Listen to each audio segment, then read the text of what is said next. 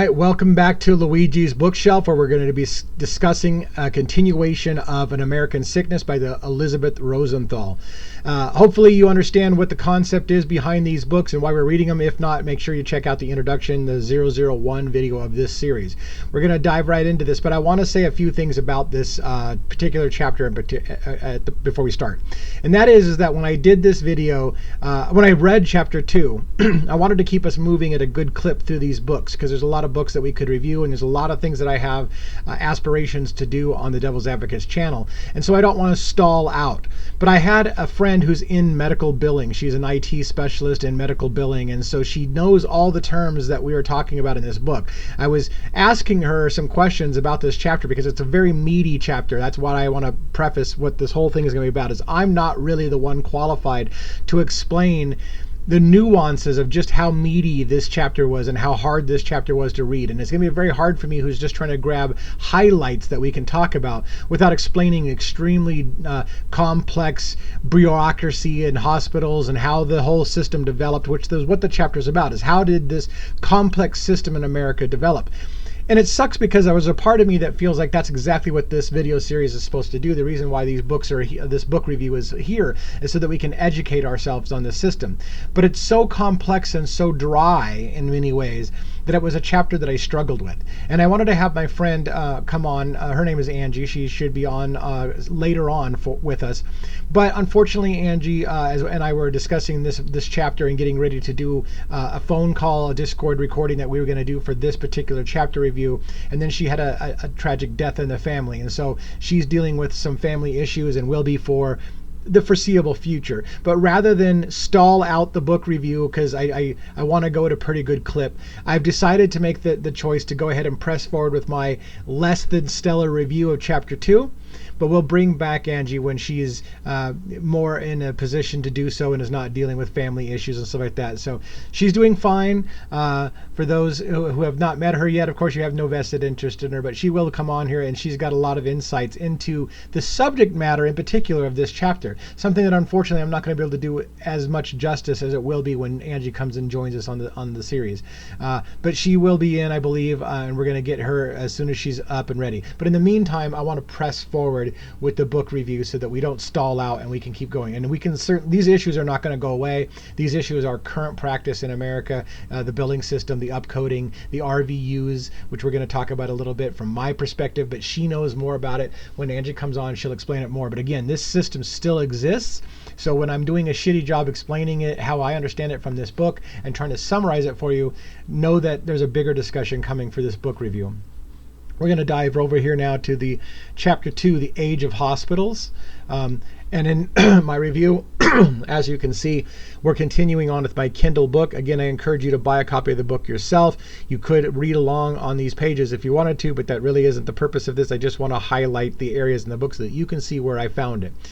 We're starting at the very beginning of this chapter. Again, there's a lot of examples of how the system got to where it was, but we're talking about a specific individual here that I've highlighted who was expecting that based on her previous experience in the hospital, she was going to be able to afford this one-day stay in the hospital. So she was talking about how I was there less than a day, and so it was pretty surprising to me to end up seeing a bill for $44,873.90. So she was like, how is that a one-day stay? The bill indicated that Aetna had paid Swedish its discounted negotiated rate of $17,264 for her stay, and that she was expected to send an additional $875. Now, this is where I wanted my friend Angie to really chime in, and I think she will come on and she will explain this. But one of the things that she said to me, and it's funny because Angie and I had quite a discussion about this, and I think she's going to be way better to do this in person, but I'm going to try to do what I can. She made the comment, everyone knows that when a bill gets submitted, that it's going to be negotiated down to a lesser price. So this is something that she will be able to explain a little bit more fully. That the $44,000 $873 whatever that charge, it was understood that was an overshoot, that they were charging more than they were really going to get. And then there was a negotiated price that came in at $17,264. And as Angie would say, everyone knows that the $44,000 $1,000 bill was going to be reduced or negotiated down to a lower amount. Now, she's going to better explain why that happens. But when I explained to her that from my perspective, it's a bit of a shell game. It's like we're going to overcharge on purpose, knowing that we're never going to get what we want, but we'll get as much of that as we possibly can. And I think Angie is going to explain that that's indeed what's happening. It's basically shoot for the stars, and then when they negotiate down, you're still going to get probably more than the actual process was worth. Now, I'm putting my own spin on that, and I want Angie to explain it. But I would not say that Angie is a defender of this legal system or this hospital or billing system. She works with the billing system and she understands how the billing system works. But I think that even she would be like, well, somebody's got to pay the piper somewhere down the road when you're overcharging for your events. And she agreed that that's the case, that, you know, in the end, taxpayers are going to end up paying more of the bill as charitable write-offs, or whatever the case may be, when you're having things that are billed way higher than what they're really the value of it is.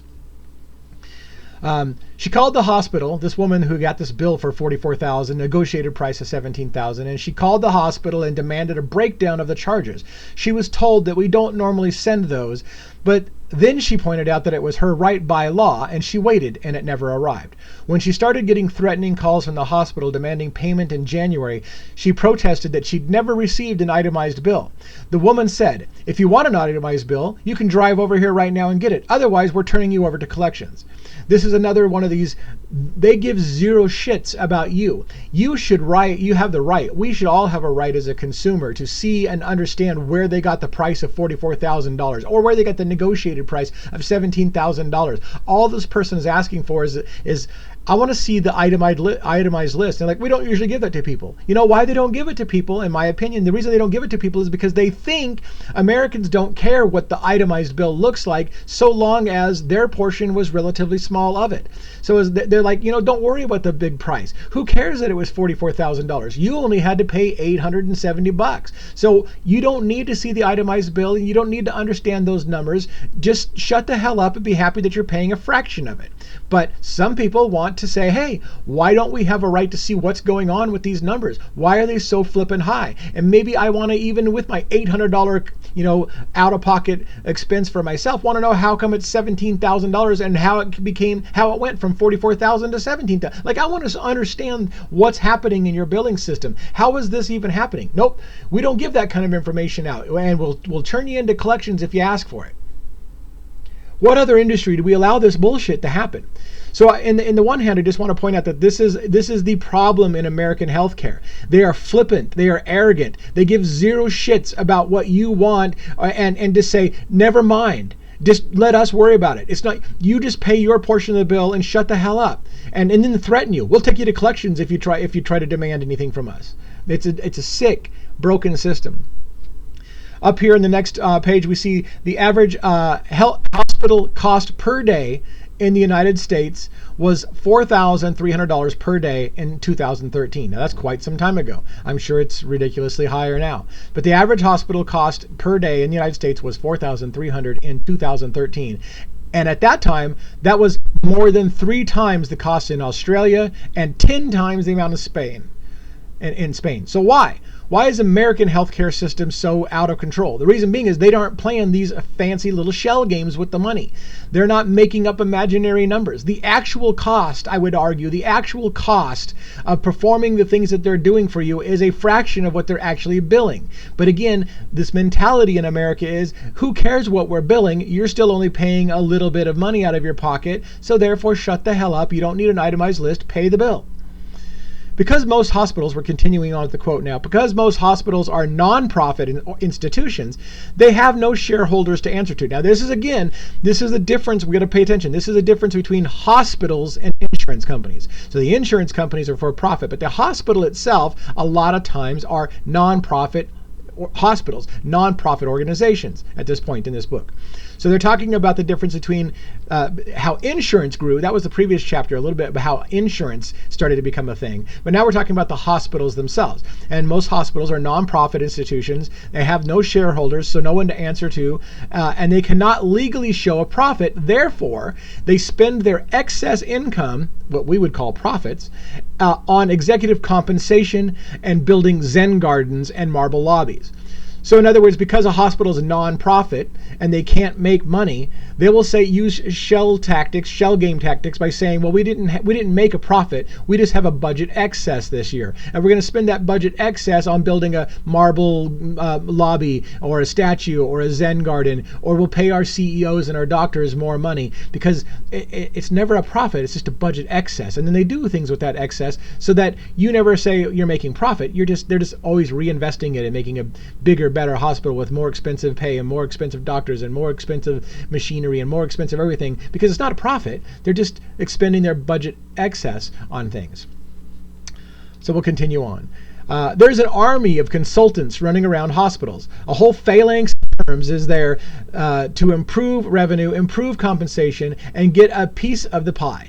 10 to 15% of revenue goes to billing and collection companies and contractors to do things like claims and pre-approval. Those jobs don't even exist in Europe. So again, I don't know what happens in other countries outside this country, but what this author, this respected medical doctor with many, many years of experience and in and out of the industry, is telling us this is not the way things are done in other countries.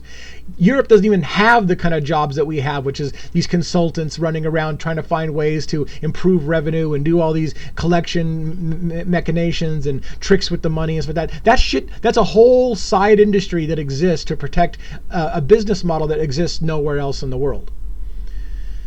Healthcare has become a great way for the Catholic Church, in particular, to collect money. From 2001 into 2011, the number of American hospitals affiliated with the Catholic Church grew by 16%. So this was just during a period of 10 years. As the number of public and secular nonprofit hospitals dropped by 31% and 12%, respectively. 8 of the 10 largest nonprofit hospitals in the United States have religious affiliations in name, like St. Jude's or Mercy or Baptist or Methodist or Trinity or Presbyterian or Mount Sinai.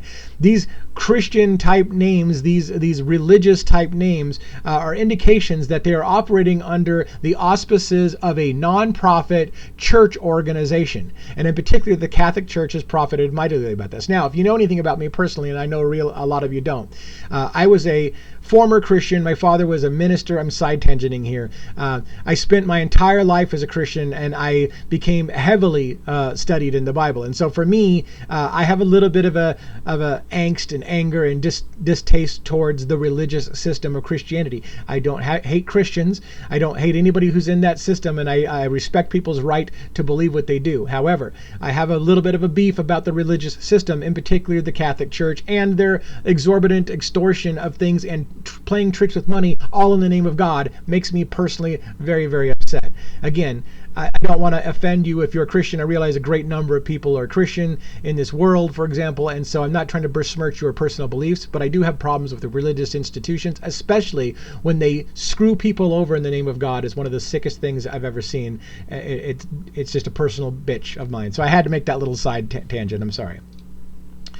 I started, by the way, highlighting a little less and less as this chapter got deeper and deeper, because it was in order to realize that for me to comment on a highlight, I had to cover about 5 paragraphs in detail ahead of time to explain why that highlight makes sense. It became more and more hard. This is a very deep chapter, and it's early in the book. So my hope, because I haven't read the book yet, is that as we get later on, some of this foundational stuff will start to make more and more sense as we continue with it. So again, for the sake of discussion as a group, because this is designed to be a book club, if you will, I would like you to comment on it. And let me come back and readdress this. So if you want to clarify something that I didn't quite have right, or you understand better because you're in the profession or whatnot, we can certainly reopen those discussions, and I'll find a way to attach it to this original video so that people can follow along and see. If it's just in the comments, of course, that's the easiest place to do it. But if it warrants a review with a video, I'll maybe do something like 002.5 or something like that. So like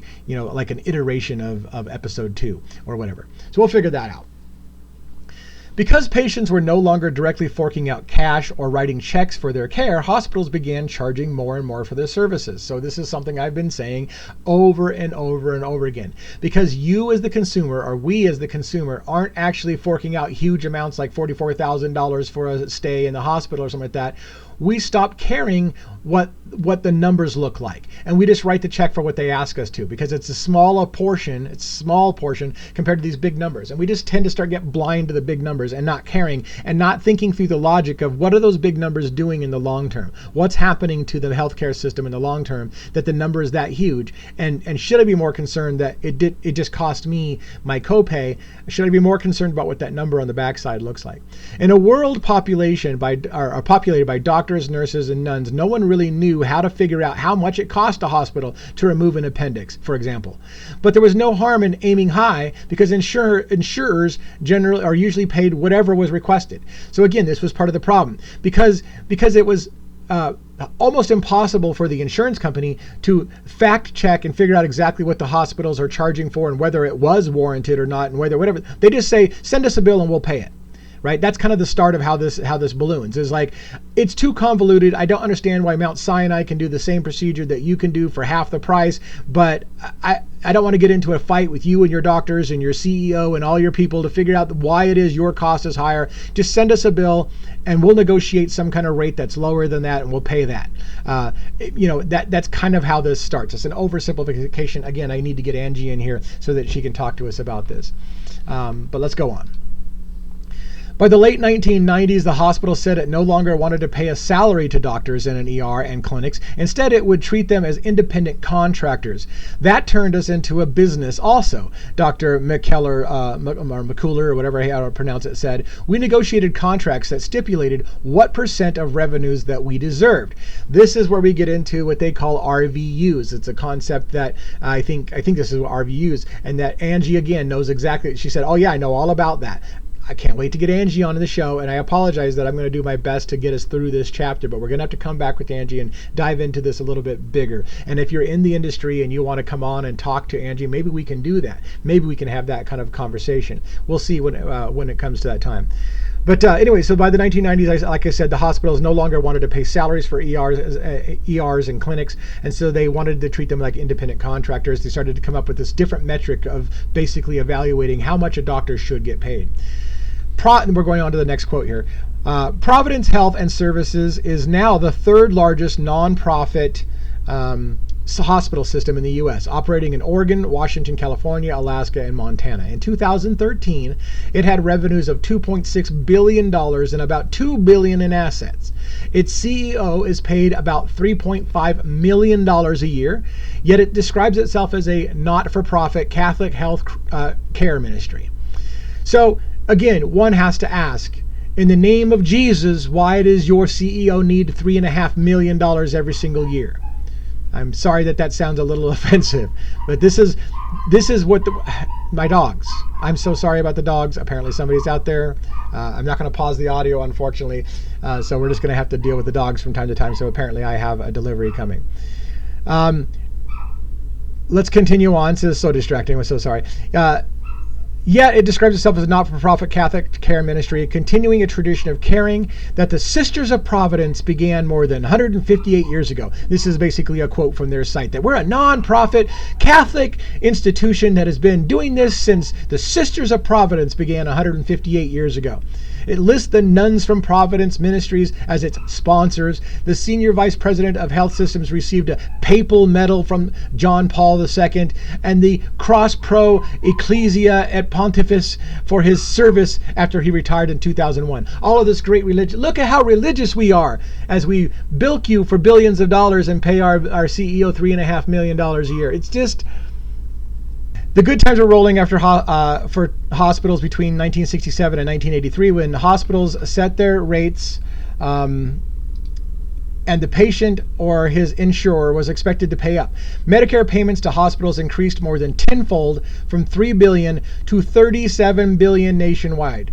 And again, how this is all happening and why this is all happening is extremely hard to explain. And unfortunately, it's the very purpose of this book discussion, is trying to have us understand what happened. The problem is it is such a complex system that, as I would argue, this chapter pointed out, that every single time Congress tries to stop this exploding healthcare problem and fix it with a law, the healthcare system finds a way around the law to make even more money and profit off the law that got passed. And it's hard to explain what they're doing. I think we'll have an example in here to explain it. But the point being is it's so it's so bad that it's no wonder a author has a hard time explaining to you what happened. And it's no wonder I, as a layman who isn't working in the industry, has a hard time explaining what happened, because it's so bad that every single time laws get passed to try to fix the problem, the predatory healthcare system finds a way to bend the law and still make it profitable for them in a new way. They just change the language. So if you make it so that you can't do such and such, they just say, okay, we're not doing such and such anymore. We're calling it something else. And then they build 3 times what they built last time by changing the name on it. It's a game that we're losing and we can't seem to fix in America at this moment. In the mid-1980s, it began paying according to a diagnostic related group, or DRG. The payment for a hospital stay for an appendectomy or for pneumonia would be fixed amount, depending almost entirely on the diagnosis. The hospital would make money on patients who healed more quickly and effectively or efficiently, and lost money on those who did not. So in other words, it's basically taking the model, if you will, I think, this is the way I understand it, the model of mini auto repair shops. Replacing a water pump should take you about X number of minutes or hours or whatever, and therefore that's what you get paid. And if your mechanics are more efficient and can get that water pump change done faster, you'll make more money because you got it done faster and you are more efficient. But if it takes you longer, well, that's on you. You're only getting paid what it costs on average to do a water pump changeover, and therefore you lose money because you took longer to do it. And so the same thing I feel like is being done here in healthcare, which is that we're going to say an appendectomy takes X number of hours to perform and costs so much money. And if you're more efficient at getting it done, or you find, this is where it gets really tricky, if you find patients who, after you've done some medical review, realize that there's no complications and they're really good at healing and they've got a history of fast recovery, you'll want to do their surgery because you can make money on them, because you're only going to get a paid flat amount for that appendectomy. So if you can weed out patients who have a history of difficulties or more challenging, have many health problems, weed those out and get them out of the system, because you lose money on them because you're never going to get it done on time to make the money back. So then you start playing games with people where you don't care about the person. What you care about is, can I make money off this person? Can I get them in and out faster than the average thing we're going to get paid? It just becomes this sick game where people who have a bad body, a bad immune system, health problems that linger for their lives, they get shelled out and like, I don't want to touch that person with a 10-foot pole because I'm only going to get paid so much for their care, and they've got a history of being sick, so fuck them, let them die. Sorry. It's just, that's the mentality of the healthcare system in my analysis. Most commercial insurers, this is the blue section of the highlight, most commercial insurers never adopted Medicare's DRG system with its immovable cost constraints, but they also balked in other ways at paying for long, expensive, procedure-filled hospital stays. They hired care managers then to review and approve elective surgeries, as well as negotiators to determine the proportion of the bill that they would agree to pay. So this is where, I say Angie comes in, because she understands all this whole logic about negotiators who come in and say, so they're trying to move away from this 1980s plan of the DRG where they'll you get X number of money for an appendectomy, but they allowed negotiations to take place. So now it's like, okay, well, we will negotiate what that rate should be. It's not going to be fixed, and you're not going to tell us that you're only going to get X number of money for an appendectomy. What we're going to do instead is negotiate it. You give us your best argument. I'm talking through something I don't know about. Angie's going to give us more information. But the logic I have is that you talk us through why you think it's going to cost X, Y, Z. We'll negotiate and say, we think you're a little high on that. We're only going to pay this. And then the hospital has to decide then if they're going to take the negotiated rate and just eat the rest, or what they're going to do with that. Angie, again, will be able to explain this in more detail and correct some of my errors. I guarantee you that some of the things I'm saying are going to be slightly off in the wording, and that she may not agree with exactly how I worded it. But also the great thing about Angie is she's like me, and she would rather you just understand. She will tell you when I'm close. She'll be like, you're really close. I think it's a little off, and here's why. So she'll be really fair with the whole situation. And she will admit when it looks bad. She admits when it looks bad. And that's how the gap between big numbers on hospital bills and what an insurer actually pays, which began as a small crack and has evolved into a gaping chasm came about. So in other words, they're explaining this is why there's a difference between the billed amount and the negotiated rate. Was this whole idea of we can't really tell what it costs, so you submit the bill for what you think it's going to cost. We'll do some negotiations and we'll hire people. That's another thing. People are getting paid to do these negotiations. That's part of the cost of our healthcare is people to negotiate. Well, I think you should pay $30,000 of that $40,000. No, I think we should only pay like $10,000 of that $40,000 bill. Well, how about we settle at $17,000? Okay, let's settle at $17,000. That costs money for people to negotiate those prices. So that would I would say would be where more of our costs are going.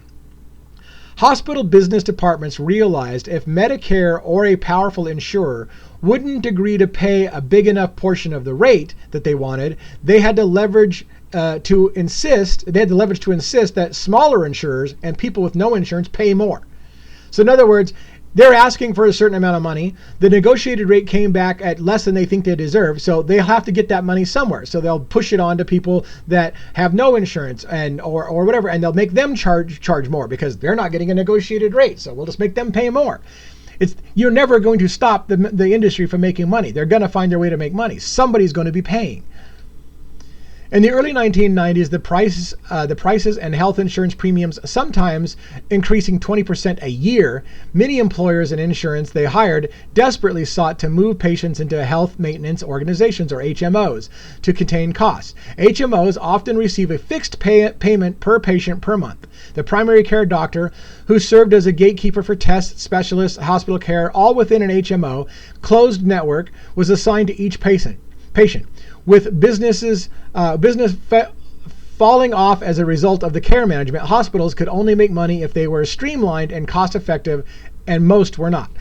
And again, this whole concept, I actually was in insurance. Oddly enough, I've got a weird history I just realized I have such a weird history in my past. I worked in selling medical insurance and life insurance for a period of time for an insurance company. It was medical, car, and hospital insurance brokerage. And I started out as a insurance customer service agent. And then I ended up getting licensed in insurance and became a customer insurance. Oh shit, what did they call me? Now I forget. I was a customer service specialist, and then I became an insurance provider / advisor. So I actually knew enough about healthcare and health insurance that I could sell it. That was for a period of time. That was decades ago. Now I've lost a lot of those skills. But the point being is that during that time, it was common for me as the grunt to put together these big spreadsheets trying to explain to companies why their premiums went up 20% every single year, and it cost them more and more every single year to provide health care for their employees, and their coverages kept getting less and less. And we would have to make that pitch, and we had salesmen that their job was basically to try to make employers feel better about the fact that their renewal costs this year on their health care is going up 20%. That was during the 90s. That was the time that I was involved in insurance. It was horrendous. It was a brutal industry, and it still is a brutal industry. It just has changed away from HMOs a little bit. So HMOs succeeded at containing costs. We're continuing on with the quote on the right-hand side for at least a while. The 1990s were the only decade since the 1940s when U.S. health spending did not increase faster than the cost of living. So it was kind of working in a way, but the insurance industry and the medical industry wouldn't have any part of it. It wasn't working for them, and this whole capping of costs and all these things, and so that went to the wayside. Again, summarizing a very complex situation that I probably am not doing the best justice to. This is why, in a way, let's bring this back to Luigi Mangione for a minute, because again, the whole reason why we're doing this book series is because Luigi Mangione supposedly said that he's not the best person to try to explain this complex issue to people, that people like Rosenthal does a better job. And this is why I get it. I can't explain it to you either. One of the things I feel like I have a gift sometimes is being able to explain concepts, difficult concepts, in layman's terms. And I can't even explain to you how bad this system is and how it got that way, because it's so complex that there's no simple way to put it. It's just a shell game. It's just moving numbers around and getting worse and worse and making more and more profits and treating people like, if you're going to take more time to get healed and you're going to cost me more money, I'm going to try to find every way I can not to cover you because you cost me money. And I'm going to try to get the healthiest people in my plan so that I can get you in and out the door, and I get paid for the average sick person for people who are healthier than the average sick person. So I make money. That's all it's become about. How do I get the people who are sick off my health insurance plans, and how do I get healthy people in my insurance plans so they're paying for nothing because they're mostly healthy anyways? To ensure that the U.S. healthcare system would grow in a cost-effective way, Congress passed a law in 1974 requiring state health planning agencies to grant approval before hospitals could build new facilities or indulge in the purchase of expensive technology. So again, remember, these nonprofit organizations were just using their profits as budget surplus and then using it to build bigger and more lavish hospitals and Zen gardens and, marble statues in their lobbies. And so they were trying to pass a law to curb that kind of bullshit. The agencies granted a certificate of need, indicating that the community would have to benefit from the new investment. So in other words, you can't just make your hospital prettier or whatever. You have to show how the community has benefited for you expending these profits instead of reducing costs. Because what they should be doing with the profits is say, oh, we're making money, we're not allowed to make money, so let's lower our costs. Let's keep lowering the cost to the consumer and to the point that we're kind of breaking even because we can't make profit. That's what should have happened. So let's make sure we understand this really, really clearly. The idea behind non-for-profit is that eventually, if they're making profits off this, they have to reduce those profits. And they do that by lowering our costs, bringing in less money from us because they found more efficient ways of doing things. It should benefit us, and a non-profit should benefit us because the prices should go down. But in these non-profits, the prices never go down. They continue to go up because they hide their profits with these shell games of elaborate lobbies and whatever. And so again, Congress tries to take a step, say, let's stop this bullshit. You're a non-profit. So if you're making money, you got to prove that this is somehow a benefit to the consumer, that you're making this extra profit. The goal was to avoid the duplication of services and overbuilding, which studies have indicated could increase the cost. So if you keep building an extra wing of your hospital and a Zen garden lobby, whatever, then that's going to cost more in the long run to maintain it and keep it up, and that's going to cost more to the consumer, and you shouldn't be doing that because we're trying to reduce costs. But in 1987, the federal law was rescinded. So it was passed in '74. By less than, a little over a decade later, it was rescinded. And over the next decade, many states ended or watered down their review programs so that hospitals could buy and build whatever they wanted, so long as there was enough revenue to support it. So they fought back against the law, saying you can't spend all your extra money on lavish expansions to your hospital and wings and Zen gardens, and eventually they just rescinded that because they couldn't fight it. They couldn't keep up with the constant fight from the hospitals pulling the shenanigans and getting away with it. Hospital reimbursement is essentially a strategic puzzle. And this is why it's hard for us. I'm trying to explain a puzzle to people. I'm trying to engage us in a discussion of what is considered a puzzle. This is very difficult shit, and it's hard for us to digest. Medicare has assigned to every hospital a specific overall cost to charge ratio that it deems reasonable to participate in government-sponsored insurance. Raising list prices for one thing means lowering them from another. All hospitals have a master price list, a charge master, and adjusting to maximize income with the focus of Deliot's strategy. Now, Deliot was a person explained, or a system explained earlier in the book. It's too difficult to get into all of it in this chapter review. Again, this chapter is so meaty. If you're good at digesting that shit, I recommend, again, you read this chapter for yourself. But we're going to do the best we can to just kind of get the overarching idea, which is, again, my theme of this whole chapter is hospitals, even when they're not for profit, continually circumnavigate laws that Congress has passed to try to stem the growing healthcare costs in America and just find ways around it to rename things and keep the business as usual as a profit business and getting rid of sick people off the plan and ensuring healthy people so they can make more money. To squeeze more money, this is the blue area now. To squeeze more money from the purse, Deliot advised hospitals to stop billing for items like gauze rolls, which insurers rarely ever reimbursed for, and to boost their charges for services like OR time and oxygen therapy and prescription drugs. It was all about optimizing your payment by raising prices on certain items. While it's legal, it felt ethically dubious and not good for patients. So in other words, they're like, okay, so We're being prohibited from charging for certain things, overcharging for things like gauze. So just stop charging for gauze. Make it something ambiguous like OR time, oxygen therapy, and something that you have a real hard time arguing about how much does that cost. That way we can get away with billing whatever the hell we want, and insurance companies just have to say whatever. How do we know how much it costs for oxygen therapy? There's no way to quantify that. A gauze roll I can quantify. I can quantify. I know how much it costs to make cotton, to put it in a roll. We know what the average cost of that is. So therefore, why are you charging $4,000 for a 50-cent roll of gauze? That part we can do the math on. But these ambiguous things like OR time and oxygen therapy, prescription drugs get more complex. Now you'd think prescription drugs should be not complex. It either costs so much to manufacture a pill or it doesn't. So why does it have to be this exorbitant thing? Oh, well, there's all kinds of hidden costs in there. They just make it complicated so that they can bill for things that are complicated, and therefore the argument becomes too hard to have, and they just pay the bill. In one insurance, a family was billed $21,000 after the father had a heart attack in the living room of his own home.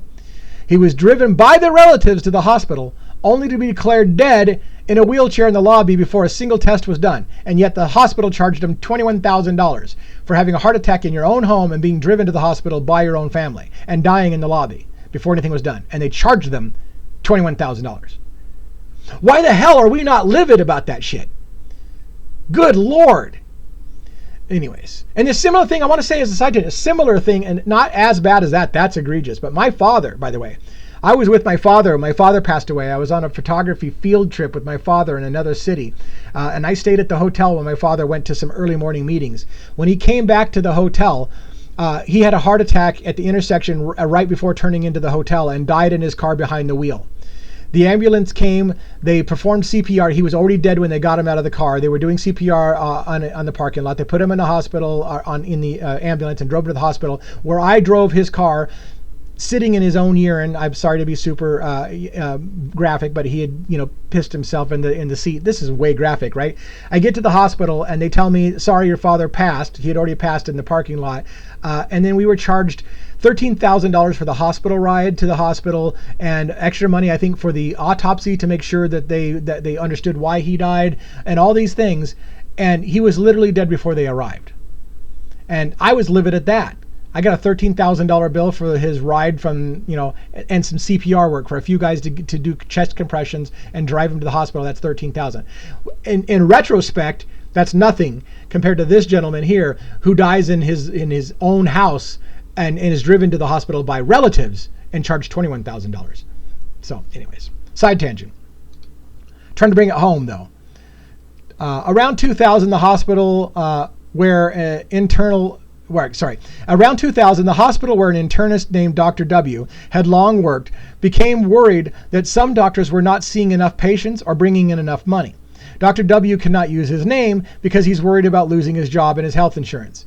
The hospital decided that it would no longer pay these physicians a fixed salary. Instead, they would be compensated in proportion to their relative value units, or RVUs. This is a system, again, Angie, my friend, knows about RVUs, and she can explain RVUs. It's a system still in place. So this book, I think, was published 2017. We're still using RVUs in 2025. So, and she when she comes on, she can probably give us a little bit more insight into RVUs. But instead of paying a fixed salary to your doctor, you're like, well, some doctors aren't carrying their weight. They're not performing enough surgeries. They're not doing it efficiently enough. So we're going to assign a value called an RVU, relative value unit, for how valuable your doctor's time really is. Generalists like Dr. W are assigned RVUs primarily according to the complexity of their exams and treatment plans, which are coded on a scale of levels 1 to 5. A simple level 2 visit may yield $60. A level 3 may yield $121. A level 4, $210, and so on. What started to happen, however, is that lots of pink eye was billed at a level 4, he explained. It may not sound like much, but it adds up. There was financial incentive for colleagues who were coding expensively that could make twice as much, over 300,000 instead of 170,000. So in other words, because you get paid based on the severity or the level of the code, doctors were playing shell games so they can get paid more, or hospitals were playing shell games so they can get paid more. So now all of a sudden it's like we need to up code. That's a pink eye. Well, let's say it's got some complications or there's a risk factor involved, and now it's a level 4. That pink eye, which was just a simple thing, is now a level 4 out of 5. And we can build at a much higher level because it's got some kind of complication and it's a level 4 pink eye situation. Because many prestigious medical centers have all of their medical staff on salary, they contend that the physician and surgeons therefore have no incentive to upcode or perform unneeded tests and procedures. So let's think about that for a second. So what they're trying to say is that, and I went too far the wrong direction, prestigious medical centers that have medical staff on salary contend that their physicians and service have no incentive to do this upcoding practice that other places do. And to perform unneeded tests and procedures to make it a more difficult or a more something they can charge more money for. But many of these well-known health systems, including the Harvard-affiliated Partners Healthcare, the Henry Ford Healthcare System, Duke Health, and Baylor Scott and White Health, tie those salaries to physicians' RVUs, or sometimes offer productivity bonuses based on them. So in other words, what they're saying is that even in these places where the doctors are on salary instead of using RVUs, their salary is based on a function of the RVUs. What is the relative value of a doctor supposed to be? And that's what we will pay you as a salary. So it's still being tied to the RVUs. And I understand, for God's sake, if this is so confusing and so dry to you. I don't apologize, or I don't blame you if you don't make it through this chapter and you just want to skip to the next chapter. It's a little dry, and I'm not sure that I am the best spokesman, or anyone can be the best spokesman. I'm not a medical professional, so I'm certainly not the best. But as a layman, we're trying to read this book, and it's very, very dry. It's very, very deep, and it's very, very complex. So we're continuing with this blue quote now. We had software for dictation, and it would even say, you need to check 2 more boxes for level 4. So in other words, the software, and I think Angie might be able to provide, or my friend Angie, when she gets on here, assuming she's going to get on here, might be able to provide some assistance on this. She helps with the software side, the IT support side of billing systems in hospitals. So when they're talking about how the software would even give you a prompt, you need to check a couple more boxes if you want to make this a level 4. It's as if saying, hey, you want to make more money off this, you got to check this box and this box, so find a way to check those. That's not what I think Angie would be saying they're trying to do, is that make sure you check this box and this box so you can get paid more. But it's letting them know in a subtle way that, hey, if you can check a couple more boxes, you can build this at a higher level. A questionnaire filled out by a patient can be labeled as health needs assessment, which is a billable item. Injecting a patient's bum knee with steroids can be coded as surgery, which costs $1,200. So you just change how it's worded. So now you're getting a needle injected in your knee, which would be a simple procedure and maybe a level 1, can be coded as a surgery, and now it sounds a lot more extensive and you can charge more for it. If the doctor uses ultrasound machine to guide the needle, an unnecessary step, by the way, it's easy to enter the knee, for example, then that's another $300. So again, there's suggestions and incentives to say, okay, this person's coming in with a bum knee, they just need a steroid shot in the knee. But if you use an unnecessary step of doing an ultrasound before the knee or guiding your needle with an ultrasound, it's not necessary, but it will give you an extra $300. And if you can call it a surgery instead of just an injection, you can get like another $1,000. So you combine those couple things and you can upcode this simple thing and make it a level 4 or something and make it a lot more money. Coding creep grew even bolder, this is the yellow section now, until it made no sense at all. If needle sticks and eye infections are coded at level 5, then what does a crushed chest from a car accident or heart attack warrant, is basically what they're saying. So it became ridiculous. Everything, even minor things, were being upcoded to higher level coding. So therefore, what do you call something that's really serious when a pink eye situation is a level 5? Going back to the blue section now, and I think this is such a long chapter, I apologize, and I've got some editing to do in the middle, so hopefully we've got that fixed out. But this is a long chapter, so take a break if you need to. Take a potty break, come back and finish this, or just skip to the next one if you really don't like this conversation. Maybe the next chapter will be better. I sympathize with the pain of this chapter. Blue section now. A Center for Public Integrity (CPI) investigative series in 2012 found a huge increase between 2001 and 2008 in Medicare billing for levels 4 and 5 visits among emergency room patients who were sent home for a quarter to nearly half of all patients. Meanwhile, the portion of level 2 visits decreased by about half to just 15%. What does that tell us? It tells us that simple things that used to be billed as a simple level 1 or 2 are being upcoded to level 4 and 5 because they make more money off of it. That's what it tells you. We see when we did a study from 2001 to 2008 that when all the numbers were jumping up to higher and higher level coding, all of a sudden, all the lower level coding levels went down in proportion. So what does that tell us? You're just changing the severity of low level things. All right, and you get that. I'm beating a dead horse. Facility fees are a unique constraint of American healthcare and its business model. Facility fees. So this is like paying resort fees at hotels. Facility fee. You pay a facility fee. You came to our hospital, you're going to have to pay a facility fee on top of all the procedures that you received. So now you have a facility fee. This is a unique construct of American healthcare and its business model. Hospitals in Europe do not have them, nor do any types of business in the United States.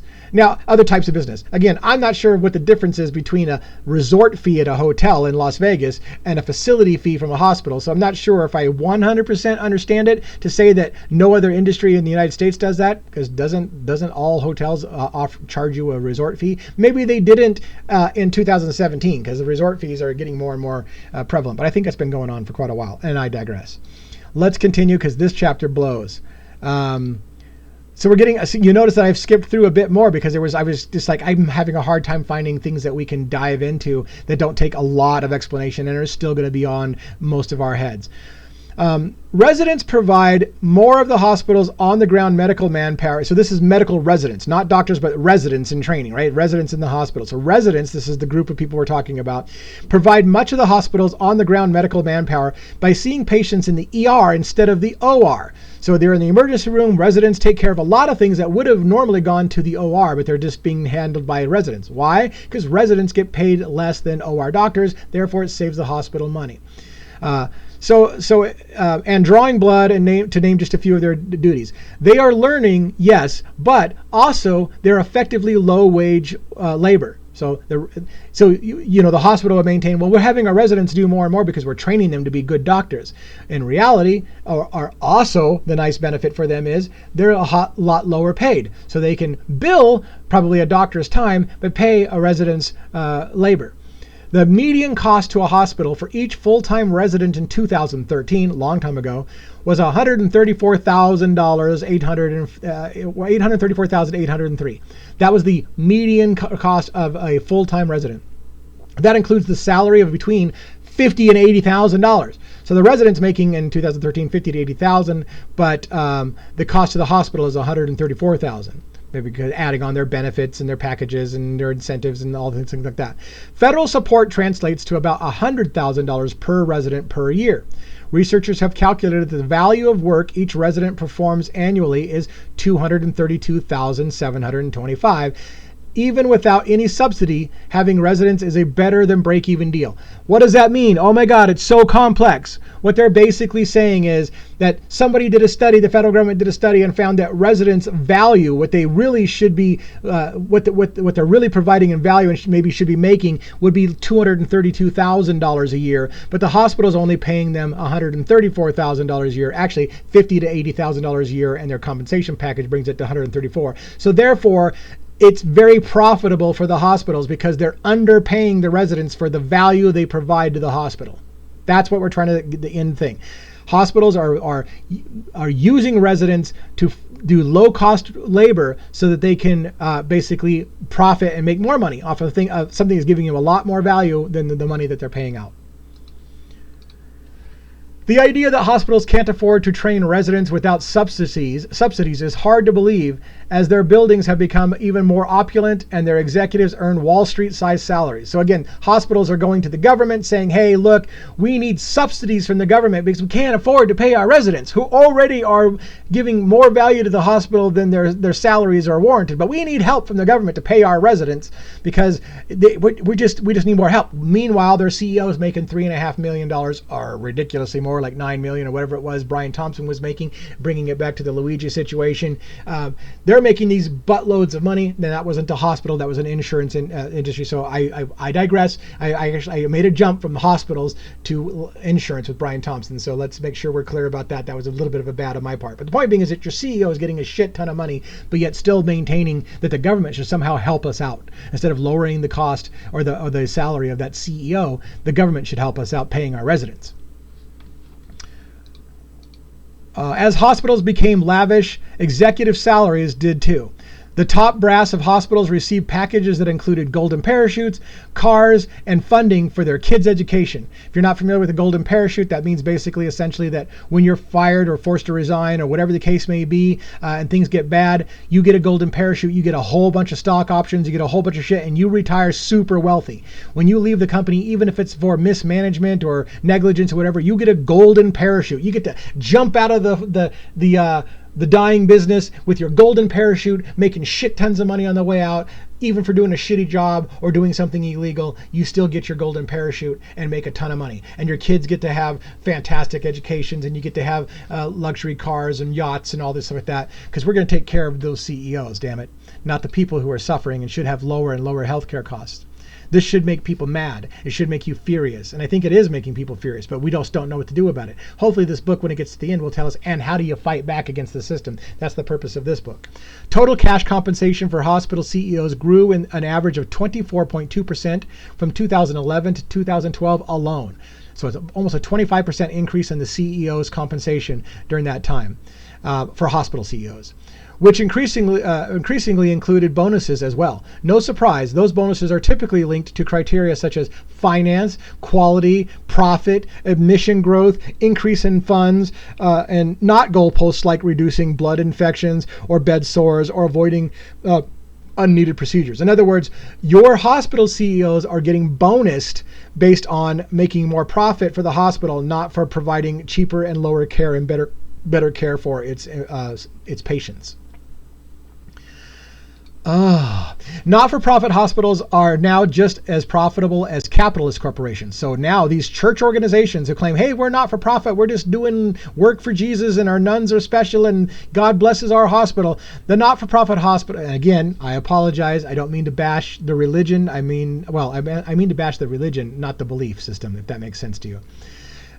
Not-for-profit hospitals are now just as profitable as capitalist corporations, but not the excess money flowing in is called profit. It's not called profit, it's called operating surplus. I talked about this near the beginning. We don't make a profit. We just have a operating or a budget surplus this year. It's just nuanced games and shell games. 3/4 of the hospitals got more dollars in tax breaks than they spent benefiting communities that they were serving.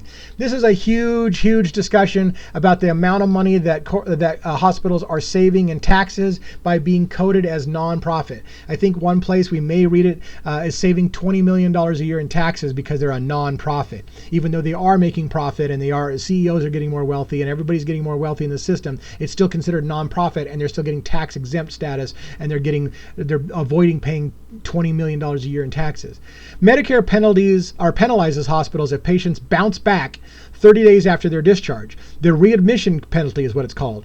But if they never are officially admitted, but were merely under observation, they couldn't bounce back. And so hospitals would start doing things like saying, well, we're going to put you under observation for a while. That way you're not admitted, and that way if you come back because we didn't treat you properly, it doesn't reflect on us negatively and make us less money. So now we're just going to play games with your terminology. Now you're under observation, and it sounds great for you. Hey, we're going to put you in observation for a few days. Oh, okay. And you don't realize that the reason they're using these terms is because it saves them money and avoids them losing money if you come back because they didn't treat something properly or you need further care. That's basically enough points for chapter 2. A super dry chapter, a super deep chapter. My friend Angie would probably take some exception with the way I worded some things, but I bet you she will also agree with many things that I said that were close enough that, yeah, you basically got the right idea. Again, she's not going to come on here and defend medical billing, in my opinion. She's not going to come on here and defend hospital billing, in my opinion. She's going to tell you what the realities are behind the scenes and admit that we've got problems. I think Angie would be one of the first people to admit that we've got major problems in this system. So with that, I'm going to wrap up this chapter. I apologize again for some of the audio problems in this thing. I apologize for how deep and complex this chapter was. I don't know ahead of time when we start these book reviews what the book's going to be like. We're reading it together. So keep in mind that I'm going to do my best to share this. And I understand if there's going to be chapters that you can't make it through or you don't want to go through, or maybe there'll be only certain chapters that you really want to hear my thoughts on. So if you stuck with me during this, thank you so much. Please leave a comment that if you did make it through this audio, and give me some feedback. Do I need to shorten these dry chapters up? Is it okay with you? Did you make it through? Did you quit about halfway through? Of course, if you're getting to the end of this and you quit halfway through, you're not getting my appeal to tell me that you quit halfway through. Anyways, have a good day, everybody. I apologize for the deep subject, but it is what it is. Stay well out there. That's the best thing we can possibly do. I realize that we don't have control over our bodies. As someone pointed out to me, I'm not trying to besmirch somebody whose body doesn't cooperate with them and has medical problems. If you have a body that's not cooperating, an immune system that's unhealthy, and that's not your fault, there's nothing you can do about it. I'm not blaming anybody for having sickness in their life. But what I am saying is there are things that we can try to do. And if there's anything that we can do, the best thing we can do for ourselves is get more healthy. Get off prescription drugs if you can. Get your body healthy. Eat better. Eat cleaner. Do these things and try to make the health insurance industry your last option, not your first option. It is for most of us these days. In America today, when you get sick or you get fat, you go to the doctor and you get a pill for it. Let's try to stop doing that. Let's try to start moving in a direction where we try the best we can to make the hospital system be there for emergencies and not for a crutch. Have a good day.